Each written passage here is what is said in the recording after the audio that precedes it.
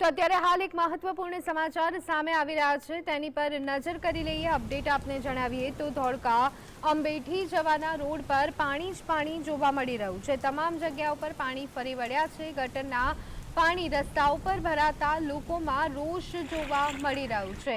તો આ સાથે જ લોકોને આ પાણીમાંથી પસાર થવા માટે મજબૂર બનવું પડી રહ્યું છે। રોડ પર પાણી ભરાતા વાહન ચાલકો અને રાહદારીઓને હાલાકીનો સામનો કરવો પડી રહ્યો છે। છેલ્લા 10 દિવસથી પાણી નિકાલ કરવામાં તંત્ર જે છે તે સતત નિષ્ફળ હોય તેવું લાગી રહ્યું છે। તો ધોળકા અને અંબેઠી જવાના રોડ પર પાણી જ પાણી જોવા મળી રહ્યું છે। ગટરના પાણી રસ્તા ઉપર ભરાતા લોકોમાં રોષ જોવા મળી રહ્યો છે અને આ પાણીના કારણે પાણીજન્ય રોગચાળો ફેલાવાનો પણ ભય લોકોને સતાવી રહ્યો છે। જે વરસાદ બંધ થયા આજે અઠવાડિયું થયું છે, તેમ છતાં ઢીચણ ઉપર પાણી છે। અવર જવર બધી રસ્તાઓની બંધ છે।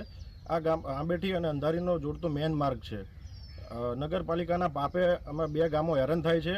ભાજપના એક આગેવાનના કારણે બધા હેરાન થાય છે।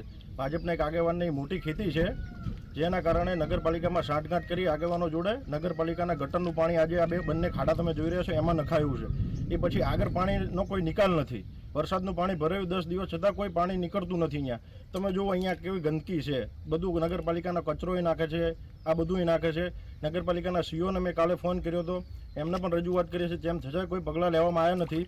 આ ગટરના પાણી માટે એસટીબી કરીને આપણે વાઘ બકરીની પાછળ 35 કરોડના ખર્ચ